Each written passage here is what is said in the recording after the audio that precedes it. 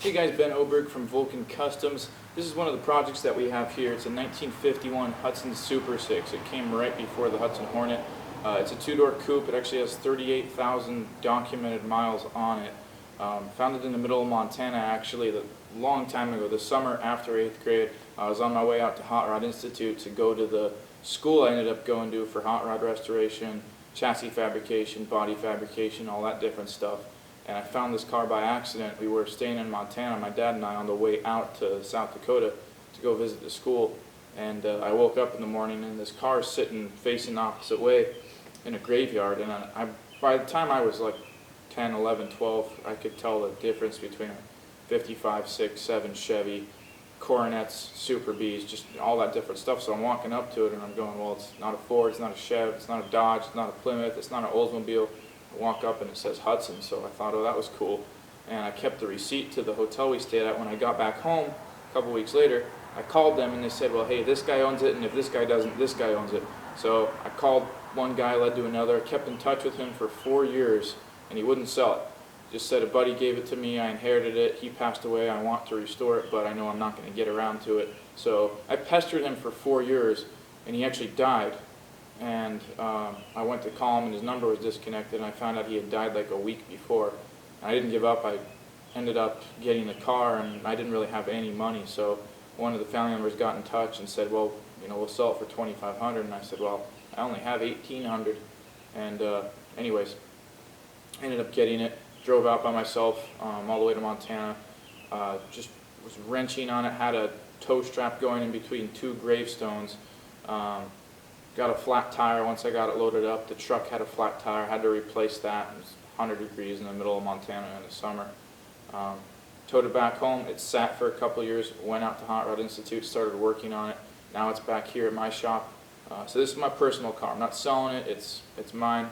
It's going to be a lead sled. Right now it has Jaguar suspension out of a 1984 Jaguar XJ6. I went down to Colorado to pick up a Jaguar, and it was my donor car. I pulled the suspension out of it, tires, wheels, and that's what's sitting in it now.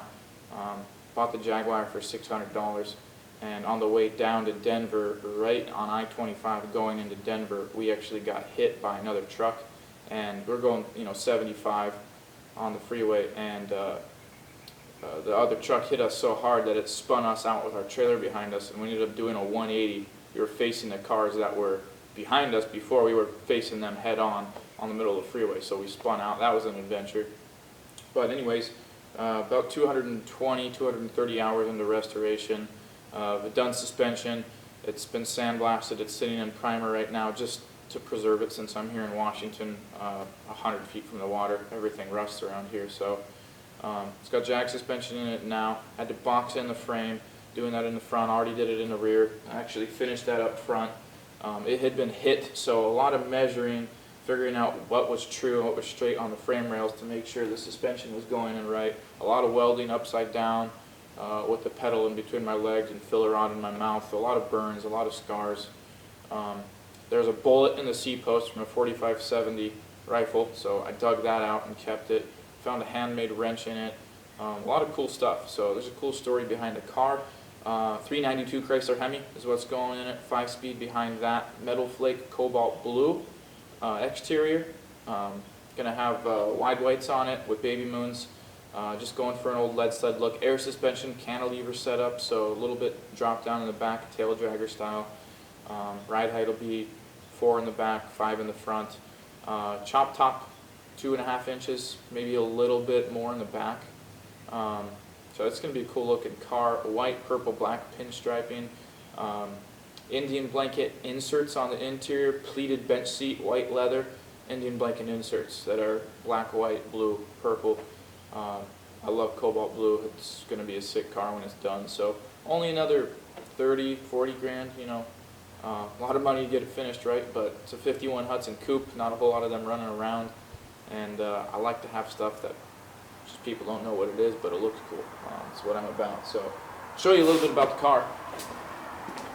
So it used to have, completely stock in here. These frame rails right in here go from 4 inches right here to 3.5 up here. So took a little pie cut out of this section. I used 2x4 box tubing and filled this entire thing in. It's long arm, short arm suspension. This is great for air suspension because these pockets in here are 6.5 inches. They're perfect for 6-inch air springs in there. It's rear steer rack and pinion, so the outer tire turns a little bit sharper than the inner. It just makes for real good handling. It's British car, but it has good parts. This, with the components that you have in the suspension, you can do a lot with it. Comfortable ride. You can get some performance out of it. It's not going to be a stiff ride. You can get some good brakes on it, slotted rotors. So there's parts available. It's really not too bad. All this is boxed in, so all these patterns along here, I've boxed in, welded all this. This is a pattern right here. This is a pattern right here. Underneath is a pattern. All that stuff in there. Going to the back side, there's a little bit of weird geometry right in here, because you have a piece that kind of goes in and then it runs out. It's got on a couple different axes. So this was all boxed in, and what I actually did is right here along this weld, I actually notched this and stepped it in 1/2 inch to sink the front end up into the bottom of the frame right here, just to get the desired ride height that I wanted. A lot of work to be done. I don't do anything halfway. All of this, all these holes in here, these are all going to be plugged. I'm going to weld all this seam right here and make it completely flush, get rid of a lot of that stuff. So it's just streamlined, real nice trim all the way along there. Firewall is going to be plugged. Might make this a flat panel up in here.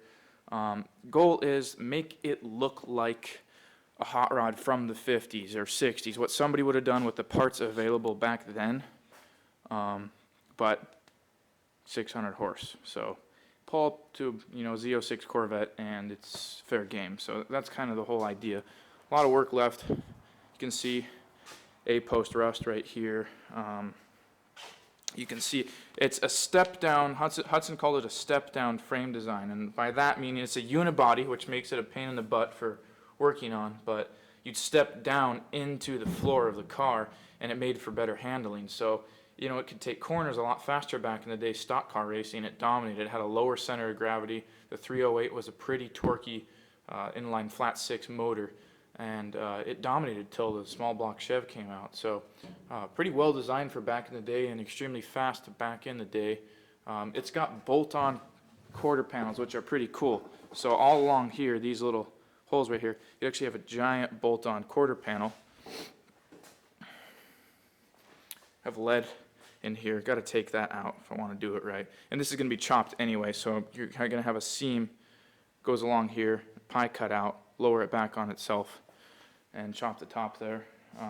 The back, it's a Dana 44 inboard brake rear end with long arm, short arm suspension, and the short arm actually being the half shaft. So to make this accessible, I cut this out right in here, and then just to secure it a little bit more, the whole rear cross member is completely welded in, but I use this 1x2 box tubing to just give it a little bit more strength there, and then I've got access to the 4 bolts to drop the third member here. But there's actually going to be a cantilever setup in here. The rear end is a dual coilover rear end, and instead of having the coilovers, I've replaced those with rods. I'm going to drill holes right here and have a stop plate. There'll be a rocker arm that comes up right here, and you'll have an air spring that runs sideways on each side, stopping right here. Changes the ratio, and you can get a little bit more out of it that way. Let's see if you can see underneath here. Kind of hard to see, but there's the third member right in there. There's the lower control arm.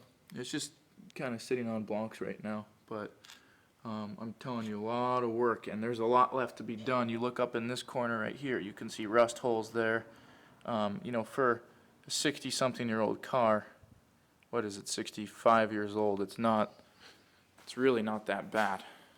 So that's kind of where I'm at, and I'll keep you posted on it. When I'm building stuff for other people, you know how it goes. It doesn't get done in the time that you want to, but stay focused and it will. So keep you updated on that. Thanks.